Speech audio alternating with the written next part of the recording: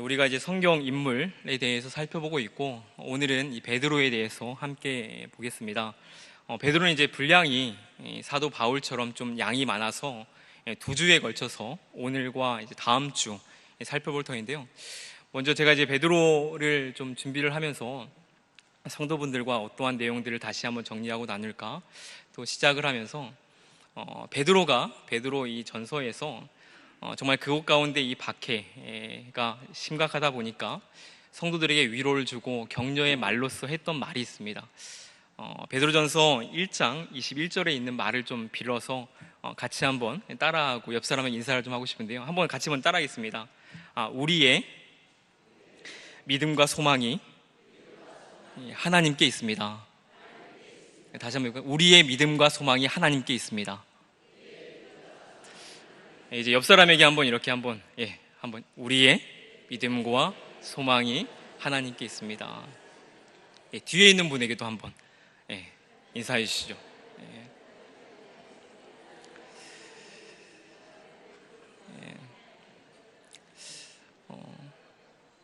우리가 뭐 잘 알고 있는 말이죠. 믿음과 소망이 하나님께 있다라는 건.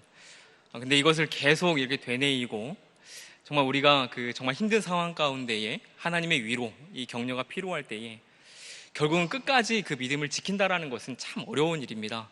그러나 우리가 교회 공동체 안에서 또 성도로서 함께 교제할 때에 내 스스로도 하나님, 나의 믿음과 소망이 오직 하나님께 있습니다 라고 고백하고, 또 함께 이렇게 신앙생활하는 성도분들과의 관계 속에도 당신의 또 우리의 믿음과 소망이 오직 하나님께 있음을 고백할 수 있는 그러한 성도분들 되길 소망합니다. 베드로에 대해서 이렇게 살펴보게 되면 베드로에 대한 기록은 사복음서, 마태, 마가, 누가, 요한복음, 그리고 이제 사도행전의 기록을 또 살펴볼 수 있고, 지금 우리가 금요기도회 때 이렇게 살펴볼 수 있는 또 베드로 전서와 후서에서 이 베드로에 대한 이 기록들을 좀 볼 수 있습니다. 베드로가 이제 활동했던 시대를 이렇게 보게 되면 AD 27년에서 약 60년경, 그러니까 예수님의 이 공생의 기간과 예수님이 이제 그 사역을 마치시고 나서 그 이후까지 이 베드로가 활동했던 것으로 보이죠. 보게 되면 이제 로마 황제 이 네로, 아마 이제 많이 들으셨을 텐데, 네로가 이제 대박해를 갖게 되어지죠. 모든 믿는 사람들에 대해 핍박을 하게 되어집니다. 이제 베드로도 당시에 이제 순교를 당했을 것이다라고 우리는 알고 있고, 다음 주에 좀 같이 살펴볼 내용인데, 저희는 이제 이 정경 안에 들어와 있지 않은 베드로 행전이라는 외경이 있습니다. 이제 그 외경을 살펴보게 되면 베드로가 우리가 이제 뭐 종종 듣는 것처럼 십자가에 거꾸로 매달려 죽었다라는 것, 그것이 이제 그 베드로 행전이라는 외경에 쓰여진 부분입니다. 이제 그런 걸 통해서 이 베드로가 어떠한 사역을 또 했고 어떻게 죽었는지 좀 살펴볼 수 있는 부분도 있겠죠. 근데 우리가 이제 오늘과 다음 주 이 베드로에 살펴볼 때는 두 부분으로 나누어서 좀 볼 텐데요. 먼저 오늘은 이 공간복음, 마태, 마가, 누가, 그리고 이제 사복음서까지 하면 요한복음 안에 있는 이 베드로의 이 첫 번째 이 부르심부터 제자로서 어떻게 살았는가, 그러니까 다시 말해서 어부 베드로 시절, 그리고 또 예수님의 제자로서의 살았던 그러한 이 삶들, 그리고 마지막에 베드로의 모습은 참 연약하게 이 사복음서에 끝납니다. 왜냐하면 예수님을 부인하게 되어지는 모습이 있죠. 그래서 연약한 베드로의 모습을 살펴볼 터이고, 다음 주에는 이제 사도행전의 기록부터 살펴보게 될 때에 우리가 알게 됐듯이 그 오순절 성령 강림 사건 때에 그 이후에 베드로가 설교를 하게 되어지죠. 사도 베드로에서의 그 삶을 시작하게 됩니다. 그렇게 되면 사도행전부터의 이 베드로, 그리고 또 예수님의 사도로서 살아갔던 베드로의 그 행적들이 어떤 것들이 있었고, 그리고 마지막에 이 베드로 전서 후서를 통해서 베드로가 어떠한 이 신앙과 이 성품을 갖게 되었는가, 그것을 다음 주에 한번 살펴보도록 하겠습니다. 그럼 오늘은 이제 그 사복음서 안에 있는 내용들을 세 개의 부분을 나누어서 살펴볼 텐데요. 먼저 첫 번째로 여러분 강의안을 보시면 어부 베드로라고 써 있죠. 어부 베드로. 마태복음과 마가복음, 누가복음에 함께 기록이 된 부분입니다. 우리가 잘 알고 있는 이제 베드로의 모습입니다. 어부였다라는 건 생업이죠. 어떠한 직업을 갖고 있는가? 고기잡이 출신입니다. 근데 이제 혼자 소개된 것이 아니라 베드로가 그 고기잡이를 할 때 그 옆에 동업자들이 성경에서는 등장을 합니다. 누구냐면 세베대의 아들들 야고보와 요한, 늘 이렇게 같이 등장을 하고 있습니다. 출신을 보게 되어지면 이제 갈릴리 벳세다 출신인데요. 이 벳세다라는 그 의미가 참 재밌습니다. 고기 잡는 집, 고기 잡는 집, 고기가 있는 곳. 여러분 이름만 들어도 그곳에 고기가 참 많을 것 같죠. 그런 이제 벳세다 출신입니다. 그리고 이제 이 벳세다는 뭘로 이제 우리가 알려져 있냐면 예수님께서 이 오병이어 사건을 한 곳으로서 이 벳세다는 알려져 있습니다. 그리고 이제 이 베드로의 가족에 대해서 우리가 성경 몇 군데에서 좀 찾아볼 수 있는데요. 첫 번째는 이 베드로의 아버지에 대해서 그 이름이 언급되어 있습니다. 여기 보시게 되면 요나, 제가 가로치고 요한의 아들이라고 써놓고 그 옆에 마태복음 16장 17절에서는 바요나 시몬, 그리고 요한복음 1장 42절과 21장 16절에서는 요한의 아들 시몬이라고 말하고 있죠. 성경에서 이 베드로에 대해서 얘기를 하면서 바요나 시몬이라고 얘기도 하고 이어서 또 요한의 아들 시몬이라고 얘기를 합니다. 그러니까 이 요나, 요한, 다른 사람처럼 느껴지지만 이 요나, 바요나 할 때 이 원래 그 원어대로 읽으면 바르, 요나, 시몬입니다. 바르, 요나, 시몬. 이 바르라는 말이 뭐냐면 아들입니다. 아들. 그러니까 요나의 아들 시몬인 거죠. 그러니까 근데 이게 그러니까 이 요나의 아들 시몬. 근데 이 요나라고 이렇게 말하는 것은 이 아람어입니다. 아람어. 당시에 예수님께서 활동했던 시대에는 이 아람어가 통용되죠.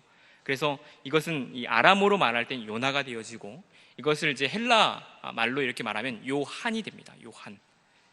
이전에 이제 뭐 한나가 안나가 되어지는, 그러니까 동일한 인물에 대한 이름이라고 보시면 됩니다. 그래서 베드로의 그 아버지는 요나라고도 할 수 있고 요한이라고 할 수 있는 아버지 할 수 있죠.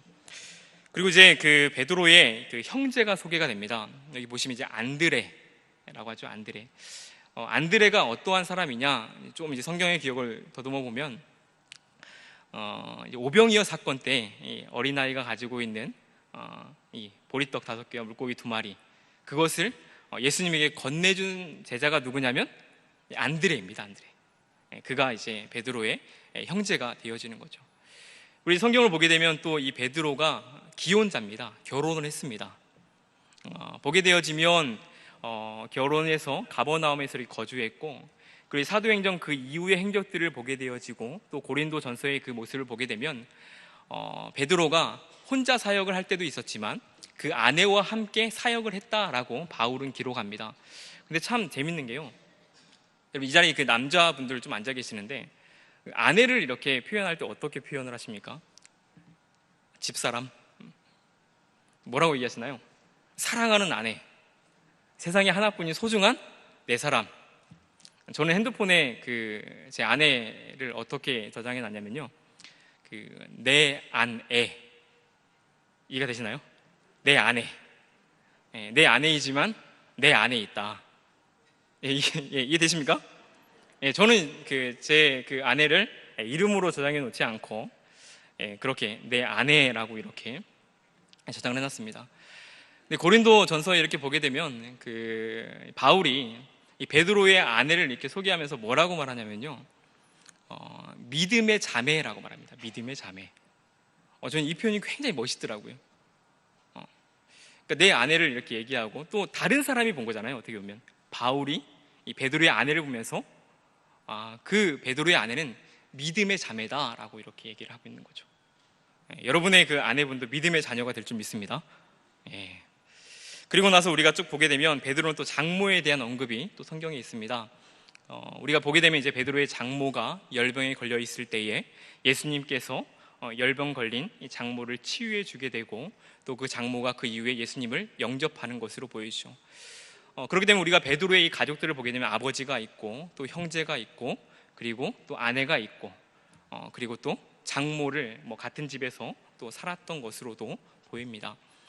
제가 베드로를 이렇게 쭉 준비하면서 어떻게 하면 여러분에게 이렇게 베드로를 잘 또 전달할 수 있을까 참 고민을 쭉 해왔는데, 지난 이 금요일 날 금요 기도회 들으신 분 있나요? 여긴 잘 없으신가요? 지난 금요일 때 이 선교 기도회로 저희가 드렸거든요. 근데 선교 기도회 때 그 앞에서 설교하신 목사님 이름이 피터입니다. 피터. 이게 이제 베드로를 영어로 하면 피터거든요. 저는 굉장히 제 개인적으로는 이제 이 자리를 준비를 하면서 베드로를 한번 정말 만나봤으면 좋겠다. 만나서 어떠한 분인지 좀 독대하면 좋겠다라고 있었는데, 금요일 날 저 뒤에서 제가 예배를 드리면서 이 자리에 서 있는 베드로 목사님을 봤습니다. 그리고 이제 그리고 가장 기억에 남는 건 베드로 목사님이 자녀가 4명이다라는 것, 그런 얘기도 하더라고요. 그러니까 그렇게 이제 베드로에 대해서 여러분이 좀 잘 전달을 하고 싶었던 것이 있는데, 제 자리에 있는 이 자리에 있었던 이 피터 목사님은 글로벌 팀을 섬기고 있는 목사님이시고, 제가 이 자리에 나누는 것은 예수님의 제자였던 이 베드로를 같이 나누게 되어지죠. 4번을 한번 보시면 어떻게 베드로가 그러면 예수님의 제자가 되었는가라고 좀 적혀 있죠. 그러니까 갈릴리의 출신이었던 또 어부였던 이 베드로, 그가 예수님의 제자로서 이 초청되어지는 것은 두 가지의 사건을 좀 볼 수 있습니다. 첫 번째 사건은 형제 안드레에 의해서 예수님께 먼저 인도됩니다. 이것이 요한복음 1장 40절에서 42절에 좀 기록이 되어 있는데요. 배경은 그렇습니다. 요한이 제자들과 함께 길을 이렇게 거닐고 있는데 저 멀리서 예수님이 이렇게 지나가시는 겁니다. 그 모습을 보다가 요한이 뭐라고 말하냐면, 저기 보니까 하나님의 어린 양이 지나간다라고 하는 거죠. 하나님의 어린 양이 지나간다. 그러니까 이 요한 같은 경우에는 예수님의 그 오시기를 예비하는 자로서 저 멀리 봤을 때 예수님인지 알게 되는 거죠. 그리고 나서 함께 했던 제자들에게 예수님을 분명히 소개했을 것이고, 그 함께 있던 그 제자 안드레가 예수님을 거기서 만나게 되어집니다. 그리고 예수님을 실제로 만나고 나서 그의 형제 이 시몬 베드로에게 가서 내가 그 메시아를 만났다라고 얘기를 하는 것이죠. 여러분, 여기 말씀을 적어놨는데요, 제가 한번 읽어보겠습니다. 4번의 1 밑에 이렇게 말씀 40절인데요 요한의 말을 듣고 예수를 따르는 두 사람 중 하나는 시몬 베드로의 형제 안드레라. 그가 먼저 자기 형제 시몬을 찾아 말하되 우리가 메시아를 만났다 하고, 메시아는 번역하면 그리스도라. 데리고 예수께로 오니, 여기서 데리고 예수께로 왔다라는 것은 이 시몬 베드로를 데리고 예수께로 갔다라는 거죠. 그때 예수께서 시몬을 봤다라는 겁니다. 예수께서 보시고 이르시되 네가 요한의 아들 시몬이니 장차 게바라 하리라 하시니라. 그리고 게바는 번역하면 베드로다라고 얘기하는 거죠. 그러니까 먼저 안드레가 예수님을 만났고, 이 안드레가 예수님에게 자기의 형제 시몬 베드로를 초대해서 예수님과 지금 시몬이 이렇게 만나고 있는, 베드로가 만나고 있는 장면입니다. 제가 이렇게 계속 얘기하면서도 베드로라고도 얘기도 하고 시몬이라고도 얘기도 하는데, 제가 굳이 그 앞부분에서 이 베드로, 시몬, 게바라는 말을 하지 않고 여기서 좀 이름에 대한 뜻을 말하는 이유가, 예수님을 이제 처음 어떻게 만나고 나서 이 베드로에 대한 이름에 대한 해석이 이어집니다. 여기 제가 이렇게 그 4-2번에 적어놨는데요, 예수님께서 베드로를 보고 나서 이름을 바꾸십니다. 여러분, 원래 우리가 이제 베드로가 익숙한 이름인데 베드로는 원래 본명은 아닙니다. 별명입니다. 별명 갖고 계십니까? 별명? 저는 이제 이름이 이제 오시다 보니까 초등학교 때는 오징어. 그리고 이제 제가 결혼하고 나서 이제 자녀가 지금 둘이 있는데요, 첫째가 생겼을 때 제가 가장 친한 교수님이 이름을 이렇게 지어줬었는데, 첫 번째 이렇게 후보가 오리온, 그리고 오로라, 그리고 이제 마지막 이렇게 딱 정점을 찍었던 그 이름이 뭐냐면요, 오른손. 제가 정말 제가 존경하는 교수님이거든요. 지금도 계속 연락하고 지내고. 근데 차마 제 아이의 이름을 오른손, 오로라 그렇게 못 짓겠더라고요. 그러니까 이름에 대해서 우리가 종종 본명이 있으면 이제 학창 시절 때 거기에 별명이 이렇게 붙기도 하죠. 원래 이 베드로의 본명은 시몬입니다. 시몬. 시몬의 뜻은 무엇이냐면 듣는다, 응답받다, 어떤 그런 의미가 이 시몬이라는 그 이름의 뜻입니다. 그리고 이제 예수님을 만났을 때 예수님께서 이 시몬에게 그 이름을, 네가 지금은 요한의 아들 시몬인데 앞으로 너의 이름은 무엇이냐면 게바다, 게바. 그리고 그것을 번역하면 또한 베드로다라고 얘기합니다. 이 베드로와 이렇게 게바가 다른 또 이름이 아니라 아람어로 말하면 이제 게바가 되는 것이고 헬라어로 말하면 그것은 또 베드로가 됩니다. 그 이름의 뜻은 우리가 잘 알고 있죠. 반석, 뭐 작은 바위, 어떤 면에서는 또 돌.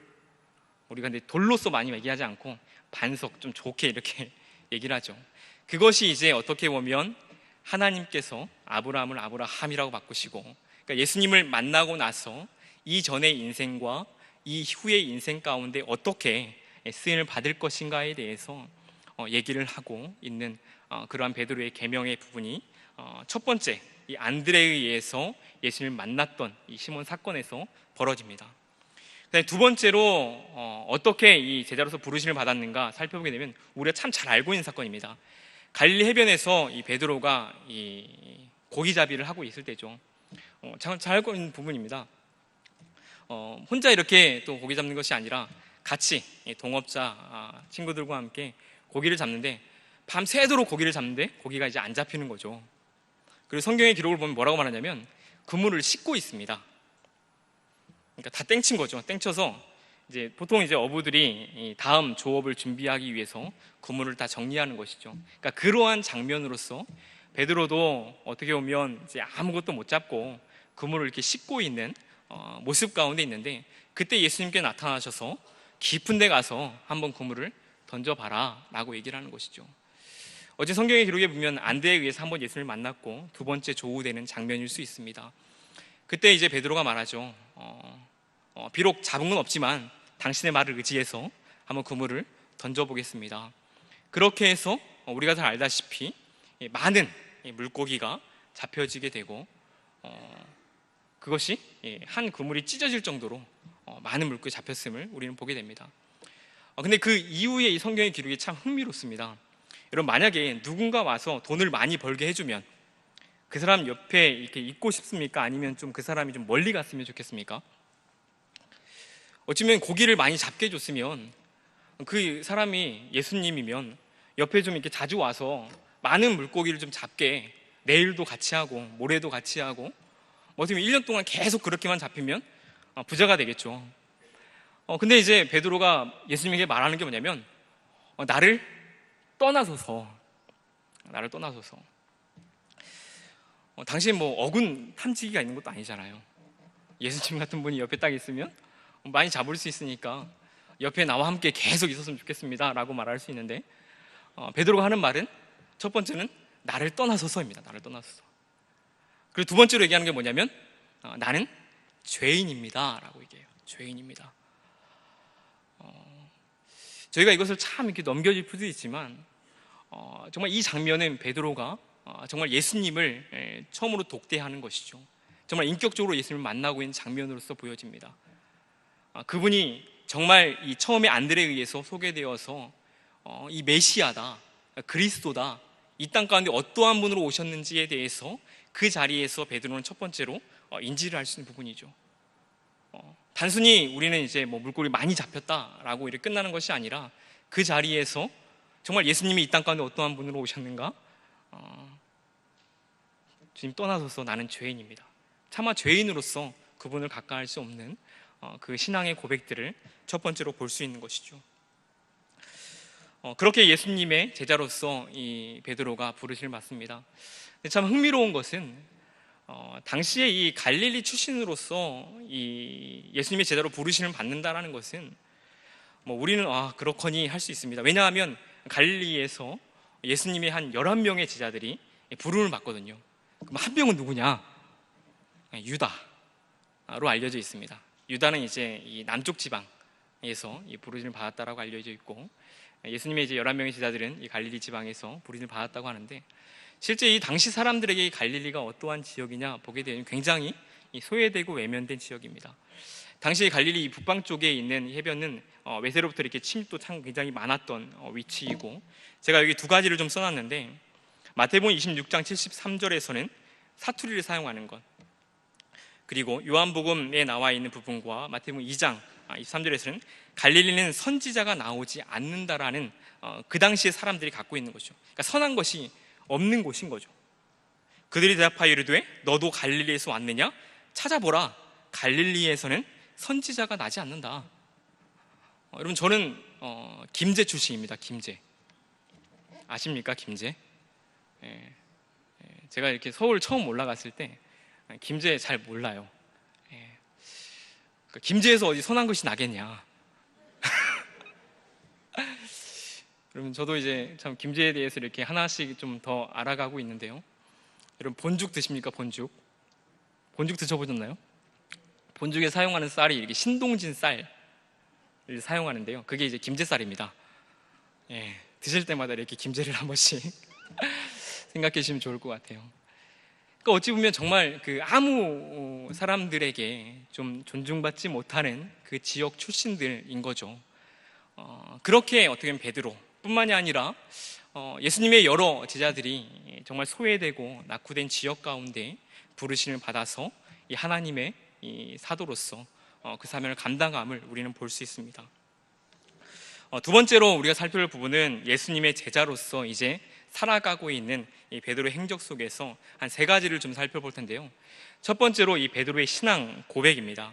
성경을 보게 되면 마태복음, 마가복음, 누가복음에서 함께 기록하고 있는 부분입니다. 이 부분, 이 베드로의 신앙 고백은 어떠한 배경 속이냐면 예수님께서 많은 사역들을 하시잖아요. 기적도 일으키시고, 그러니까 귀신도 쫓아내시고, 또 병든 자도 고치시고, 또 많은 사람을 먹이시고, 그런 이제 기적들이 사람들에게는 그 사람이 예수님이 나타나고 있는 표적입니다. 표적. 그러니까 사람들이 많은 표적들을 예수님이 요구하고 있는 거죠. 그리고 당시에 이 종교 지도자들도 예수님에게 한번 표적을 한번 보여봐라 라고 얘기합니다. 그때의 지금 이 신앙 고백이 그 문맥 속에서 이어지는 부분인데요. 1-1번을 보시면 빌립보 가이사라에서 예수님은 제자들에게 사람들이 인자를 누구냐 하라고 묻는 거죠. 그러니까 그렇게 표적을 계속 나타나니까 예수님도 한번 궁금하셨는지 사람들, 그러니까 무리들입니다. 예수님을 쫓아오고 있는 무리들, 나를 누구라 하느냐라고 물었을 때에 사람들이 대답할 때, 또 제자들이 같이 대답할 때 뭐 세례 요한이라고도 하고, 또 어떤 부분에 있어서는 또 엘리야라고도 하고, 또 예레미야, 이 선지자 중에 한 사람이라고 얘기를 합니다.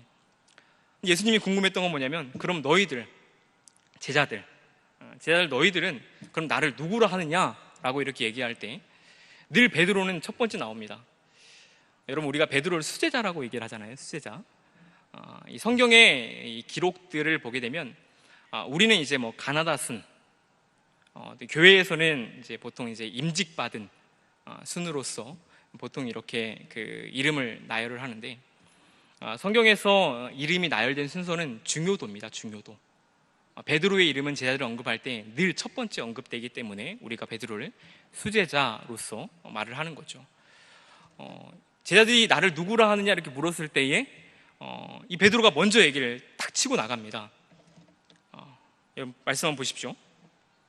시몬 베드로가 대답하여 이르되, 같이 한번 읽겠습니다. 주는 그리스도시요 살아계신 하나님의 아들이시니이다. 주는 그리스도시요 살아계신 하나님의 아들입니다. 여러분, 이것만큼 예수님을 잘 표현한 게 없죠. 주는 그리스도시다, 메시아이다. 구약부터 쭉 우리가 기다려온 그분이 지금 내 앞에 있는 분이고, 그리스도고, 그분은 하나님의 아들로서 이 땅 가운데 있다라는 고백을 하고 있는 거죠. 예수님도 이 고백에 참 만족했던지 예수님이 베드로에게 네가 참 복되다라는 말을 합니다. 복되다. 그리고 그 이후에 이어지는 말들을 보게 되면 이번에 반석 위에 교회를 세우심을 말씀하시고, 또 천국 열쇠를 베드로에게 이렇게 주게 되어지는 모습으로서 얘기합니다. 말씀을 먼저 읽고 좀 설명을 드릴까 싶은데요. 18절에 너는 베드로라, 내가 이 반석 위에 내 교회를 세우리니 음부의 권세가 이기지 못하리라. 내가 천국 열쇠를 내게 주리니 내가 땅에서 무엇인지 매면 하늘에서도 매일 것이요 내가 땅에서 무엇인지 풀면 하늘에서 풀리리라. 베드로를 쭉 읽어가다 보면 우리가 좀 익숙한 구절들이 참 많습니다. 근데 이 부분을 좀 해석할 필요가 있는데요. 이 반석 위에 내 교회를 세울 것이다, 그리고 이 천국 열쇠를 줄 것이다 라는 것, 여러분 어떻게 이 본문을 이해하시는지, 우리가 카톨릭과 이 개신교의 이 본문에 대한 해석이 좀 다릅니다. 근데 우리도 참 많이 잘못 알고 있는 게 있는데, 이 베드로가 신앙 고백한 다음에 이 예수님께서 베드로에게 복되다 하시고, 그리고 나서 예수님의 이 말씀을 쭉 보게 되어지면 베드로에게 그 반석 위에 내 교회를 세울 것이고 천국 열쇠를 준다라고 말하기 때문에 베드로는 정말 으뜸이 되는 사도구나. 천주교에서 이 본문을 해석할 때에 첫 번째로 뭐가 있냐면, 이 반석 위에 교회를 세웠다 그래서 이 베드로 위에 교회가 세워졌다고 말합니다. 그렇기 때문에 이 카톨릭에서는 일대 교황 프란체스코처럼 이렇게 일대 교황이 누구냐면 베드로죠. 베드로. 굉장히 이렇게 지켜 세워집니다. 그리고 이 천국 열쇠를 누가 가지고 있냐면 베드로가 가지고 있다라고 말하죠. 근데 우리도 그렇게 알고 있는 경우들이 참 많이 있는데, 우리가 본문을 보고 같이 해석해 보면 여기서 이 반석 위에 내 교회를 세운다라고 말하는 것은 베드로 인물을 얘기하는 것이 아니라 베드로가 말하고 있는 신앙 고백입니다. 신앙 고백. 아까 우리가 함께 읽었던 주는 그리스도시요 살아계신 하나님의 아들입니다. 다시 말해서 주는 그리스도시요 살아계신 하나님의 아들 되신 예수 그리스도 위에 교회가 세워지는 것이죠. 그렇기 때문에 음부의 권세가 교회를 침투할 수 없다라고 얘기할 수 있습니다. 여러분 말씀 한번 보십시오. 이 반석 위에 내 교회를 세우리니 음부의 권세가 이기지 못하는 것이다. 그리고 이 천국의 열쇠라는 것은 교회 안에서 늘 진리의 말씀이 선포되어질 때에 결국 이 천국 열쇠가 주어지는 것이죠. 그러니 교회가 이 천국 열쇠를 소유하고 있는 것입니다. 여러분, 그러면 우리는 교회에 대해 정말 이렇게 잘 생각할 수 있는 것이죠. 그러니까 베드로의 신앙 고백부터 이 교회됨을 연결해 볼 때 주는 그리스도시요 살아계신 하나님의 아들입니다 라는 이 고백이 교회 안에서 참 중요한 고백이 되는 겁니다. 그러기 때문에 우리가 예수 그리스도의 피로 값주고 산 이 교회, 그 교회 위에서 우리는 또 진리의 말씀이 잘 선포되어짐을 늘 갈망하며 살아야 한다라는 것이죠. 두 번째로 이 살펴볼 수 있는 사건이 변화산 사건입니다. 우리가 또 잘 알고 있는 사건인데 마태복음과 마가복음, 누가복음에 이제 기록합니다. 예수님이 이제 특별히 사랑했던 이 제자 한 3명 정도, 베드로, 야고보, 요한. 이때도 이 베드로가 앞부분에 언급되었죠. 여러분 뒤에 이제 강의안을 딱 넘겨보시면, 넘길 때가 됐습니다. 이렇게 넘겨보시면 예수님께서 그렇게 세 제자를 데리시고 이 산으로 올라가시는데 그 자리에서 예수님의 이 모습이 변화되어 있는 거죠. 영광스러운 형체로 변화되었다고 말합니다. 성경에 이렇게 기록을 같이 보게 되면 얼굴, 옆 사람 얼굴 한번 보십시오. 옆 사람 얼굴 어떻게 한번 이렇게 얘기해 볼까요? 당신의 얼굴이, 따라해 보시죠. 당신의 얼굴이 해같이 빛나기 원합니다. 당신의 옷이 빛나기를 원합니다. 예수님이 지금 이러한 모습으로 변형되었다고 성경은 기록해요. 제자들이 이렇게 산에 올라가서 딱 보는데 예수님께서 그 얼굴이 정말 해같이 빛나고 있고, 그리고 옷 또한 빛과 같이 빛났다. 제 아내 이름이 태양입니다. 태양. 태양. 해죠, 해. 처음에 이렇게 많이 빛났는데 아들 둘을 키우다 보니까 빛난 얼굴이 좀 사라지더라고요. 단순히 아내의 목만은 아니겠죠. 제자들이 이 산에 이렇게 같이 갔을 때에 그렇게 이 얼굴에 환한 모습을 가지고 있는 예수님, 옷도 이렇게 굉장히 빛나고 있는 그 모습을 볼 때 베드로가 뭐라고 했냐면, 여러분 말씀 보십시오. 베드로가 예수께 여쭈어 이르되 주여 우리가 여기 있는 것이 좋사오니 만일 주께서 원하시면 내가 여기서 초막 셋을 짓되 하나는 주님을 위하여, 하나는 모세를 위하여, 하나는 엘리야를 위하여 하리이다. 당시에 예수님께서 이 변형되는 모습 가운데 예수님만 보인 것이 아니라 그 자리에 모세와 엘리야가 함께 있었다라는 거죠. 모세와 엘리야가 함께 있대. 근데 그 모습이 얼마나 좋았는지 얘기하고 있는 겁니다. 여기다 이렇게 초막을 좀 지어서 하나는 주를 위해서, 하나는 모세를 위해서, 하나는 엘리야를 위해서 좀 짓고 여기 그냥 계속 있고 싶다. 그 마음인 거죠. 그 마음. 근데 이 변화한 사건은 우리가 그렇게 그냥 넘어가면 안 되고, 이 말씀 누가복음 9장 31절을 보게 되면 이 변화한 사건이 가지고 있는 구속사적인 의미가 있습니다. 여러분, 예수님이 변형되어 있고 모세와 이렇게 엘리야가 이렇게 딱 만나고 있는데, 우리도 이렇게 생각해 볼 수 있죠. 세 사람이 이렇게 저쪽에 모여 있으면 괜히 이렇게 무슨 얘기할까 궁금해질 때가 있지 않습니까? 나와 친한 사람이 또 그 자리에 있으면 또 궁금해질 수 있고, 때로는 친하지 않는 사람이 또 그 자리에 있을 때 또 궁금해질 수 있고. 근데 누가는 그걸 기록하고 있습니다. 예수님과 모세와 엘리야가 이 변화산에서 서로 얘기를 하고 있는데 무슨 얘기를 하고 있냐면 그 상황과는 정말 맞지 않는 얘기입니다. 예수님께서 어떻게 죽으실까 얘기를 했다라고 누가는 기록합니다. 여러분 생각해 보십시오. 예수님께서 그 얼굴이 환하게 빛나고 있고 옷도 굉장히 이렇게 비치고 있는 정말 영광스러운 모습 가운데에 이 예수님과 모세와 엘리야가 나누던 대화는 뭐냐면 예수님께서 어떻게 죽으실 것인가를 서로 얘기했다라고 말하는 것이죠. 성령님을 통해서 누가가 기록한 부분이라고 생각합니다. 그렇기 때문에 이 모습 가운데 변환 사건이 보여준 것은 무엇이냐면 예수님께서 이 땅 가운데에 구속주로서 오셔서 그 십자가의 삶을 감당하시고 죽으실 것을 보여주는 것과 또 부활 승천하셔서 하나님의 보좌 우편에서 정말 이 하나님께서 영광스러운 모습으로 설 것임을 같이 말할 수 있는 이 사건이 이 변환 사건이다라고 말할 수 있는 것이죠. 그리고 이제 예수님과 함께 이 동행했던 가운데에 이 용서에 대한 질문을 베드로가 하는 것을 세 번째로 볼 수 있습니다. 세 번째 보시면 용서할 줄 모르는 종의 비유의 부분인데 이 용서에 대해서 베드로가 예수님께 묻습니다. 형제가 내가 죄를 범하면 몇 번이나 용서를 해줄까요? 7번 하면 됩니까? 베드로 이 정도면 괜찮은 거 아닙니까? 여러분 어떤 사람을 7번 용서해 본 적 있나요? 자식 말고 내가 배 아파하는 자식 말고 보통 우리는 이제 3-4번 삼고초려해서 이 3-4번을 보통 얘기를 하죠. 3번까지 뭐 그래 용서하지 뭐. 근데 이제 이 얘기를 하다가 이제 교회에서 같이 교역자들 뭐 얘기하는데 어떤 분이 이 삼고초려가 아니라 삼초고려라고 얘기를 하더라고요. 3초만 고려한다고 얘기를 하더라고요. 근데 우리가 이제 그 베드로가 예수님에게 그렇게 형제가 잘못했을 때 한 3번 용서하면 됩니까? 라고 묻지 않고 7번 용서하면 됩니까? 라고 묻는데 예수님이 그에 대해서 뭐라고 말하냐면 아니다 7번 70번씩 용서해라. 그러니까 끝까지 용서하라는 거죠. 우리가 7이라는 것은 당시 이 완전수라고 해서 이것은 문학적인 표현입니다. 그러니까 끝까지 용서하라는 거죠. 그러면서 이 비유로서 말씀하고 있는 것이 여기 천국은 그 종들과 결산하는 어떤 임금과 같다라는 이 비유입니다. 간단히 이 배경을 설명드리면 그것입니다. 당시에 이제 이 주인이 있고 종이 있는데 한 종이 주인에게 빌린 돈이 얼마냐면 10,000달란트. 근데 그것을 탕감해 줍니다. 근데 10,000달란트 이렇게 탕감받은 종이 자기 동료에게 이렇게 함께 있을 때 동료가 자기한테 약 100데나리온을 빌렸거든요. 근데 그것을 안 갚는다고 멱살을 잡고 흔들고 그리고 옥에 가둬버립니다. 근데 제가 여기 지금 강의하는 보시면 그것을 돈으로 좀 환산을 좀 해놨는데 1데나리온은 하루 품삯입니다. 오늘날 이제 최저시급이 1시간에 8,350원이죠.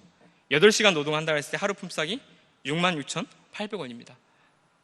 그것을 이제 여기 빌린 돈으로 하면 약 100데나리온은 668만 원, 약 700만 원 돈이죠. 그러니까 그 빌린 돈입니다. 근데 이제 주인에게 빌린 이 종은 어떤 정도의 이 돈을 빌리고 탕감받았냐면 10,000달란트입니다. 10,000달란트. 그것을 옆에 보십시오. 저도 이거 계산하면서 제가 이거 맞나 계속 몇 번 계산기를 두드려 봤는데 4천억 대입니다. 4천억 대.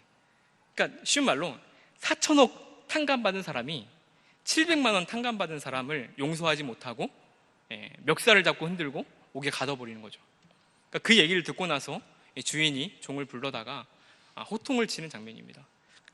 그리고 이 본문은 뭐라고 마무리하냐면 마태복음 18장 35절에 너희가 각각 마음으로부터 형제를 용서하지 아니하면 나의 하늘 아버지께서도 너에게 이와 같이 하실 것이다.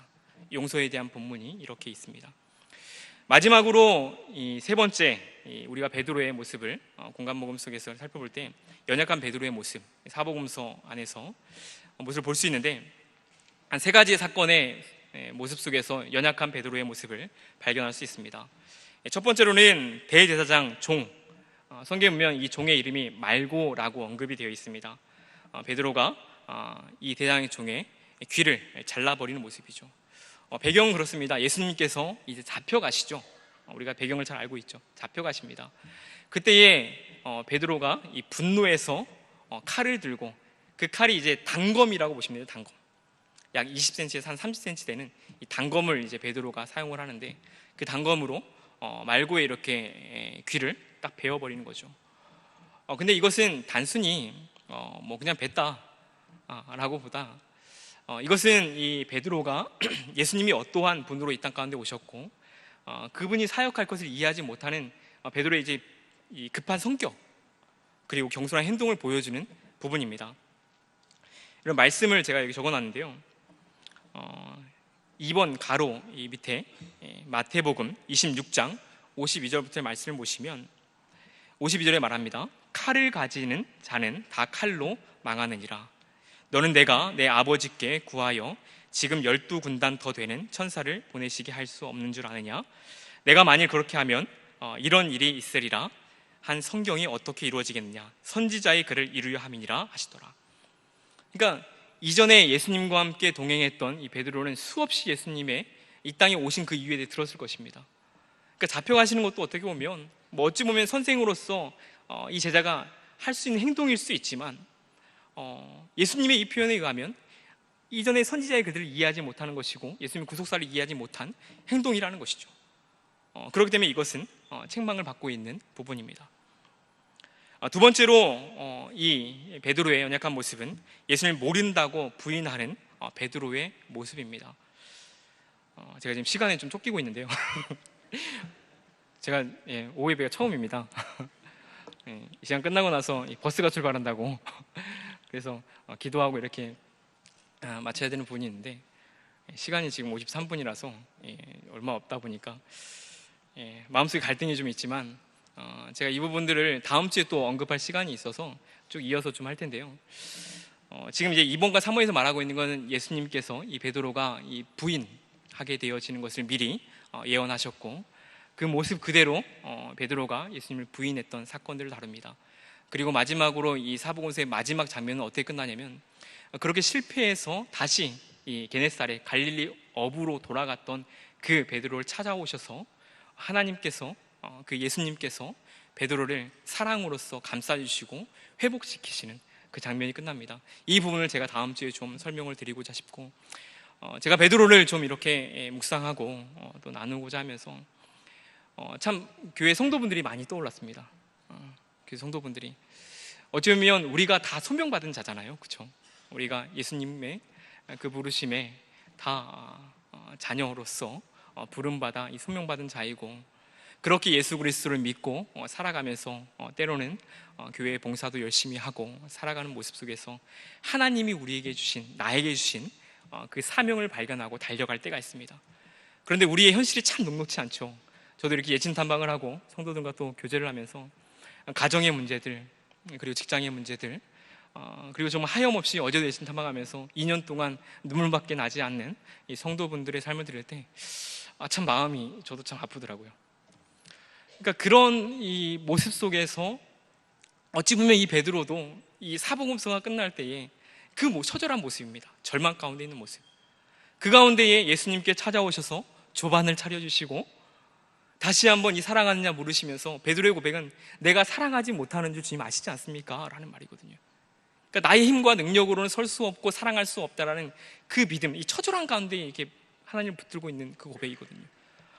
그 가운데에 하나님께서는 다시 한번 예수 그리스도를 통해서 이 베드로를 회복시키시고 내 양을 치라, 내 양을 먹이라, 내 양을 치라, 다시 한번 이 사명 가운데에 일으켜 주신다라는 것이죠. 이 결론 부분은 제가 하나 적어놓은 게 있는데요. 그래서 참 생각나고 어떤 찬양이 다시 일어섭니다입니다. 동방연주 2집의 이 베드로의 고백이라는 이 부분인데요. 광야의 이스라엘 백성들을 향한 내 비웃음, 나를 향해 돌아오고 어리석고 미련한 그 백성들 나의 모습과 같네. 찢기고 상한 나의 영혼을 끝까지 사랑한 아버지의 그 은혜를 무엇으로 다 갚으리요. 내 생명의 근원 대신, 내 삶의 이유 대신, 내 모든 것, 나의 전부 아버지 나 다시 일어섭니다. 어리석고 미련한 나, 믿음 없이 실패한 나, 그런 나를 안아주시는 아버지 나 사랑합니다. 이것이 베드로의 고백이고 어쩌면 절망 가운데 놓여져 있는 우리 가운데 예수님 찾아오셔서 우리의 어떤 고백이 이렇게 되기를 바라시지 않나 싶습니다.